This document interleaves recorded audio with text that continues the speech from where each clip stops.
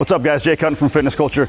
Today we're gonna be talking about 5 exercises that we feel like people aren't doing enough that's gonna help you increase your bench press. They're basic exercises, but a lot of the times when we go to the gym, we notice that they aren't included in people's programs, and they're probably the 5, besides actually a barbell in your hands doing the bench press, these are 5 of the biggest and most important exercises that are gonna help you bust through a bench plateau and keep climbing up that bench press ladder. All right guys, the first exercise we're gonna talk about is just your standard standing barbell overhead press. So the reason that we're gonna talk about this one is because a lot of people that are trying to get a bigger bench aren't focusing on this lift at all, and it's kind of a good measure to see if you have an imbalance between your overhead press and your bench press. So a lot of great strength coaches will say that your overhead press needs to be about 70% of your bench press max. I've personally never been able to get my overhead press really even very close to 70%, but I would say if you're basically within the 60 to 70% range, try to strive to keep your overhead press within 60 to 70% of your bench press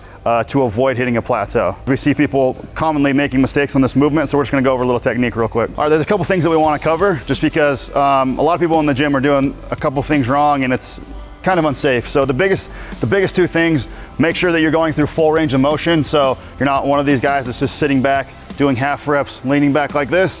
And the next thing is going to be keeping your core and glutes as tight as possible as you drive through the bar. Number 1, it's gonna increase your poundage because you're gonna be really strong. You're not losing it at your low back. And number 2, it's gonna protect your low back. So if you're a guy that has low back pain when you're doing overhead press, there's probably a good chance that your butt's out in an anterior tilt and you're leaning back and just putting a ton of pressure on your low back. So Brody's gonna show a good overhead press. So your hand width, really gonna go where you're comfortable. For me, usually for bigger guys, sometimes if you have a little bit less mobility, you have some muscular restrictions here, your grip will get a little bit wider, but try to go as narrow as possible.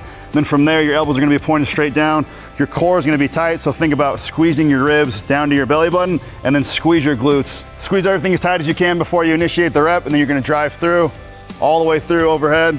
Really push, press it all the way out overhead. Good. So notice how Brody is finishing with his arms right by his ears. That's where you wanna be. So a bad rep, a lot of guys will cut it short. Guys leaning back and pressing forward like this. You want to avoid that. Make sure you're finishing with your head neutral and your arms right by your ears. Everything's tight, good. All right, the next movement we're going to talk about is the close grip bench press. And obviously, yes, this is a barbell bench press movement, but the reason that we wanted to talk about it specifically is because a lot of people use this movement as an accessory for their triceps, but they don't actually take their close grip bench ever during the year through a full bench progression. Gradually bringing your hands out to go for your next max has been the best way that I've seen to get people bust through a plateau. What we want to focus on here is basically working the close grip bench to get as strong as you can multiple times throughout the year. And so we're going to go over some technique on the close grip bench really quick. All right guys, so the key points on the close grip bench and where a lot of people make mistake, well, it's not necessarily a mistake because it's going to focus more on your triceps the closer you go in, but really if your hands are too narrow, and see how it's making his wrist kind of cock in like that, it's gonna make it so you're not gonna be able to press nearly as much weight because it's just not as stable. So really on the close grip bench, you wanna find a position where you're basically stacked over your shoulders, your wrists are able to stack straight, and you're able to keep your elbows nice and close to your body. So go ahead and unrack it really quick. So for Brody, he's stacked over his shoulder, his wrists are nice and straight, so he's gonna be able to press a lot of weight. And from here, he's gonna try to keep his elbows as close as possible as he comes down. So he's at a slight angle away from his body, but that's still nice and close. What you want to avoid is basically coming down with your elbows out, right? So you avoid this because you're not gonna be able to press as much weight here. And honestly, as long as you're squeezing your shoulder blades down into a good position, it's not gonna allow your elbows to flare out like that. So elbows nice and tight, and you're gonna drive straight through the bar. All right, exercise number 3 is gonna be the single arm, neutral grip dumbbell bench. And the reason that we love this exercise is because it's really gonna work your ability to stabilize the barbells. Where people go wrong sometimes is they try to do a lot of weight, but they never lock it all the way out. So we really try to focus on squeezing your shoulder blade down and back into a good position so you have a nice high chest set up, just like you would on a regular bench press. From there, every rep, you're gonna lock it out completely, right? So you're staying nice and tight, just locking the elbow out, controlling it at the top, and then from there, you're coming all the way down almost to your armpit, and then locking it all the way out, just like this. Again, so a bad rep, a lot of guys will try to go too heavy, and they'll basically just press halfway up and then go right back down into it. And they're not really utilizing this movement for what we're looking for. We really wanna press it out and stabilize at the top. Basically a good lockout on this, what I like to think about is unless you can stabilize it at the top, and basically you think about being able to be rock solid if someone was gonna come up and hit the dumbbell around. Obviously when you're down here, that's not gonna happen right here, right? It's gonna be all over the place.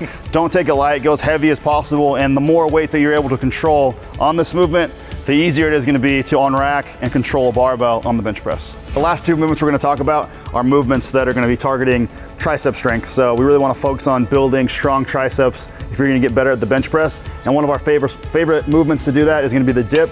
So we add dips into our program essentially every week, no matter what. Our goal is to go as heavy as possible, but get full range of motion on this movement. So you're gonna start locked out of the top, and then really you're gonna essentially go as deep as you possibly can while keeping your chest up. And what I mean by keeping your chest up, shoulder blades are squeezed down and back, and you're in a good position at the bottom of the dip and not rolling forward like this. So a lot of guys will try to increase range of motion, but then they're basically shrugging with their traps instead of squeezing down and keeping their chest tight. So get as deep as you can with your chest up, and then come back up.